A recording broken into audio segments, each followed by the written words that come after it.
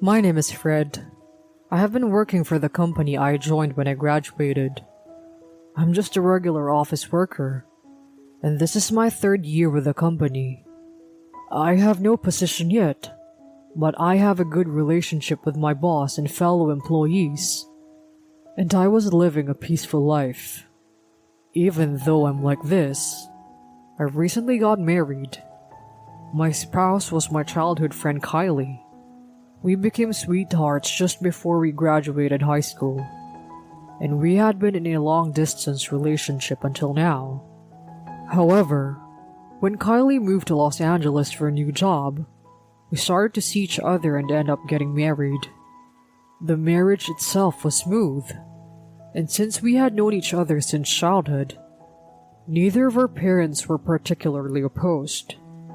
Even people who had known us since we were in high school said, "So you're finally getting married?" It was not a particularly new feeling, but I was happy to be able to see that Kylie has the same last name as me. Now, I regret that I might not have been in the right mind. After our marriage, Kylie made a rule. That is, no matter how tired we were, we would share the household chores, and in the future, the childcare duties. The term house husband is so popular nowadays that men are expected to take care of the household as a matter of course. I have seen people who neglected their families, and as a result, their wives divorced them and they see their children only once a month or so. So when Kylie suggested this, I didn't think anything of it at first. In fact, I was aware that it was natural for us to share the household chores. I myself have been living alone for the past 5 years since I moved to LA, and have been cooking for myself. So I am proud to say that I can do a certain amount of housework. So when we decided on the division of roles, I was rather happy to feel that we were married. However, I realized that it was a little different from the everyday life I had envisioned. Kylie changed jobs and came here, but she did not fit in at her new job and resigned after 3 months, and is now a full-time housewife. I had no intention of turning into being a stay-at-home dad, but I knew somewhere in my heart that I wanted her to do the housework that I could do during the day because I was working outside of the home. However, Kylie never does anything other than the chore she was assigned when we first got married. Even if it's raining and she notices it, she ignores it even if the laundry is soaking wet, because laundry is my responsibility. And to me, she says, "It was raining, you know. Why don't you check the weather forecast first, and then hang your clothes outside to dry?" She'd say stuff like that. So I ran the washer again, put it in the laundromat to dry because it was a lot of laundry, brought it home, folded it, and put it away. To be honest, it was a hassle, but I couldn't ask Kylie to do it, since I told her that I would be in charge of the laundry. However, Kylie's demands escalated as I didn't talk back. For example, Kylie is in charge of cooking. "Lately, with the high cost of living, we can't make ends meet on $5,000 a month. Will you increase the monthly food budget to $6,000? She began to ask me brazenly. In the beginning, $4,000 for food was enough to make ends meet. But before I knew it, it had gone up to $5,000, and now it is about to go up to $6,000. We've only been married for a few months, and if we keep increasing our budget at this pace, one day she will say $10,000 for food alone. So I decided to stay calm and tell her how I feel. I still don't know about $5,000, but $6,000 for just 2 adults seems a little high to me. Can you tell me the breakdown or something? When I say so, Kylie becomes overly grumpy. When I ask her to show me the details of what she'd bought, She'd say that I was interfering too much or that I'm trying to control her. I didn't mean it that way, so our argument heated up even more. In the end, Kylie had not prepared dinner, so we ate dinner separately for the first time since our marriage. After living like this for so long, my heart was getting tired.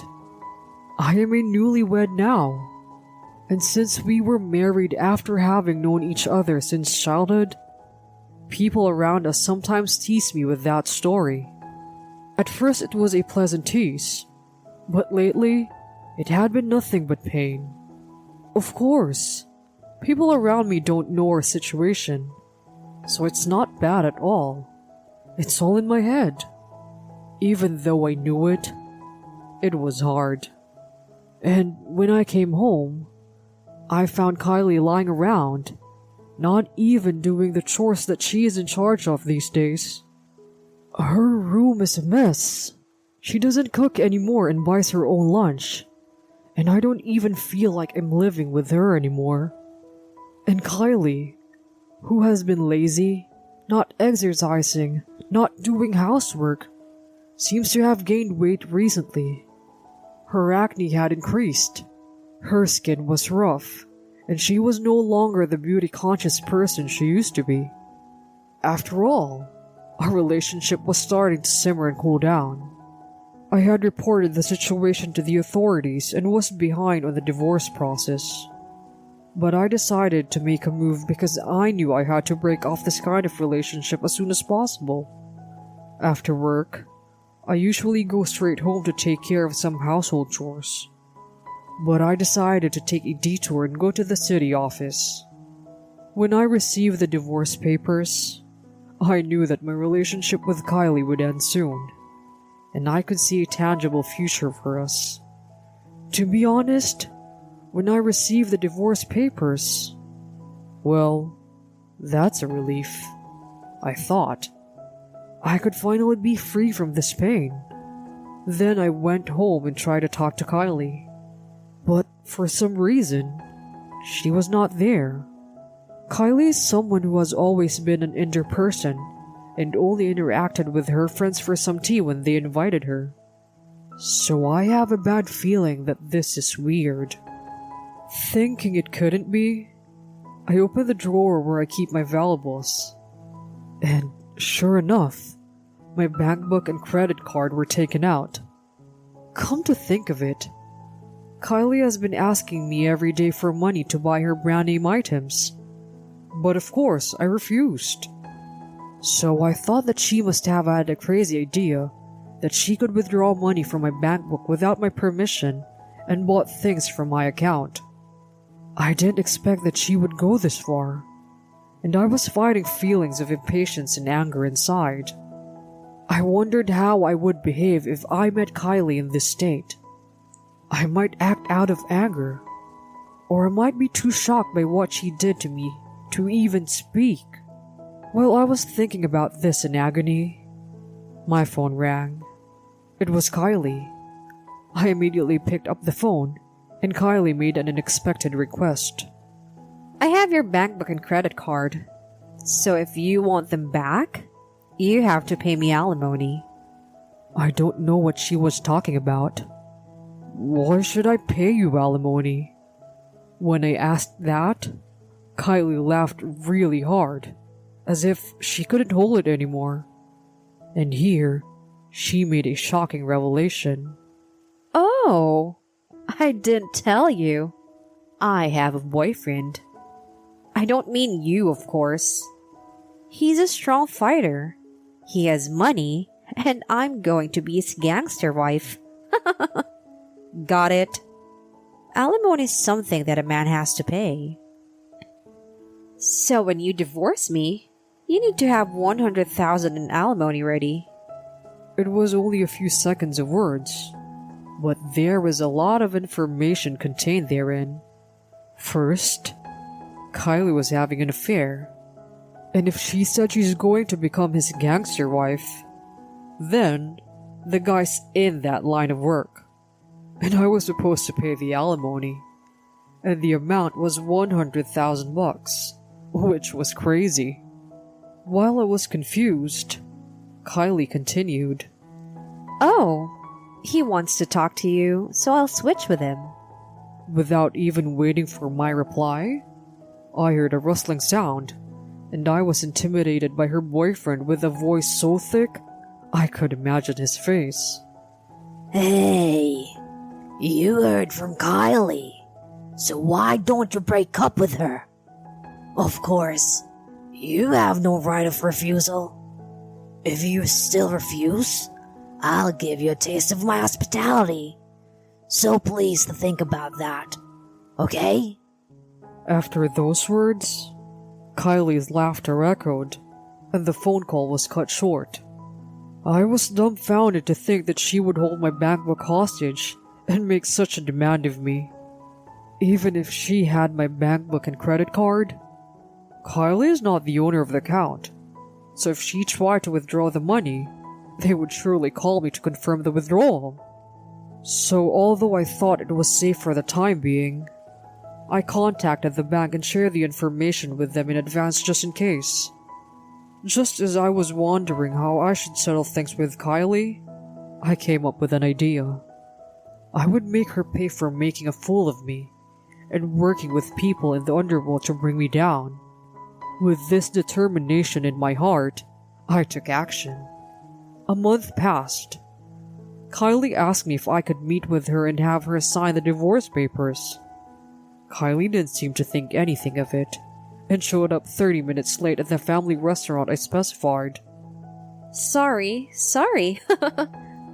I was doing my makeup, and before I knew it, the time has passed. Kylie is laughing at me with no sincere apology, just empty words. Although I was annoyed, I didn't mind it too much, because I was planning to erase that smirk from now on. Then, immediately, Kylie notices something unusual. Oh well, Nate is not here. You know where he is? Nate is the name of the boyfriend who threatened me the other day. Kylie seems to think she has some kind of advantage over me because her boyfriend is a gangster. But I decided to break it down from there. How could Nate possibly come to this useless discussion? I gave him a stern talking to the other day, so he won't be coming back. Kylie's face became tense as I said this with a smug look on my face. She was probably thinking about how Nate and I knew each other, and what I meant when I said I gave him a stern talking to. With Kylie by my side, I asked her if she wanted to go into a family restaurant. It was just before lunchtime, and the restaurant was quite crowded. Kylie had been fidgety for a long time, so I decided to sit down and tell her the truth. As it turns out, Nate left you and ran away. I didn't realize it when he talked to me, but he and I had a fight long ago. Kylie, who was drinking coffee with a lot of milk as well, almost spit it out when I said this over my coffee. What do you mean you had a fight? But Nate is a gangster. What does that have to do with you? Don't tell me you're trying to sway me with lies. I knew she didn't want to believe it, or something like that. But the fact that Nate didn't show up when the time came probably showed her the answer. You used to be my childhood friend, so you know what kind of guy you used to be, don't you? Kylie nodded slowly. In fact, although we have known each other since childhood, we didn't go to the same school until junior high school. Kylie went to a private school a little further away, and I went to a local public high school. Well, I was also affected by my surroundings, and there was a time when I was a naughty kid. At that time, I had a history of getting into a fight with Nate. I didn't care about the name of the person I got into a fight with, and now I don't have anything to do with fights. So I didn't really remember it until Nate found out my name and apologized to me. Kylie was looking very uncomfortable when she heard the story, and I showed her a shocking image that only made it worse. How could you do such an embarrassing thing with such impunity? I mean, think about the public nuisance. There are people who have been reported for doing such things at clubs, and it's the same thing, even if you're doing it in a karaoke room. The video I showed her was the scene where Kylie and Nate were having an affair. Actually, before I talked to Nate, I had a plan in mind, and I was going to give them hell with it. I had a plan to capture the scene of their lovemaking on film and expose it in front of her parents as proof of Kylie's cheating and make her apologize. I was actually working as a regular office worker and also doing detective work on the side. Since affairs often took place late at night or on holidays, I sometimes worked as a detective after finishing my regular work. But after I got married, I had no time for that, so I talked to the president of the agency and quit. However, my experience at the time came in handy, and I succeeded in obtaining evidence that showed their affair. I think it helped that Kylie did not know that I was working as a detective on the side, since we were having a long-distance relationship before we were married. Back to the story.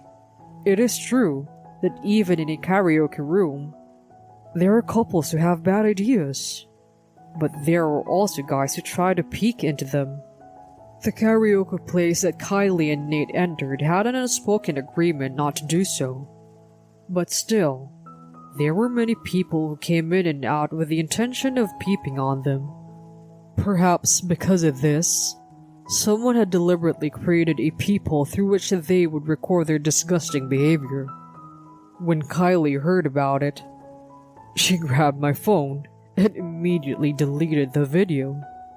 Then, with tears in her eyes, she said, There is no way this is allowed. I've already erased it, so there's no proof, and I'm sorry for you. I will sue you for voyeurism and defamation. There's no way that kind of evidence is only on a smartphone. I also have it on my computer, and even if it was deleted, I can recover it within 30 days. And even if you say it's voyeurism, I can still claim legitimacy to collect evidence of the affair. Also, even if I counteract with Kylie's argument on the cheating side, it is a must that Kylie will eventually pay the fee. So if you want to sue, go ahead. I don't think anyone would dare take your side if you were connected to a gangster and even cheated with him.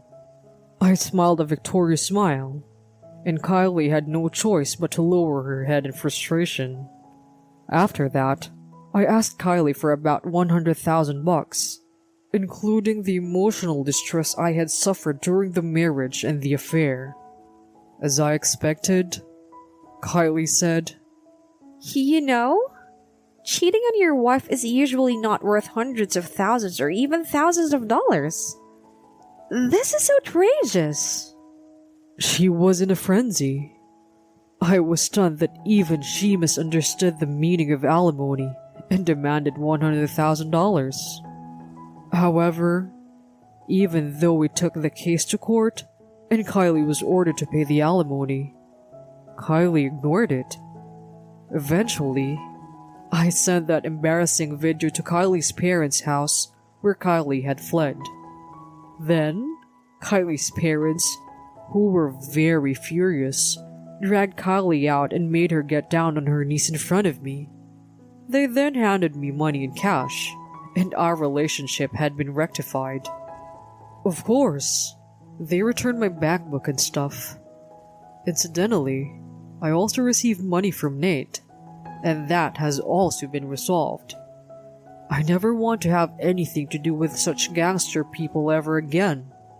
After that, Kylie contacted me, saying that she had been kicked out of her parents' house with a lot of debts, and that she was in trouble because her life had fallen apart.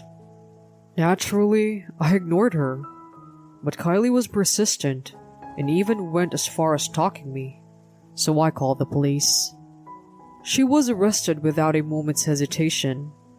I don't know what happened to her, but she was found guilty of other crimes and is currently spending time in jail. And deep down, I thought that it serves her right. I was surprised too, but it felt good to think that I was now free of the stress caused by this married life with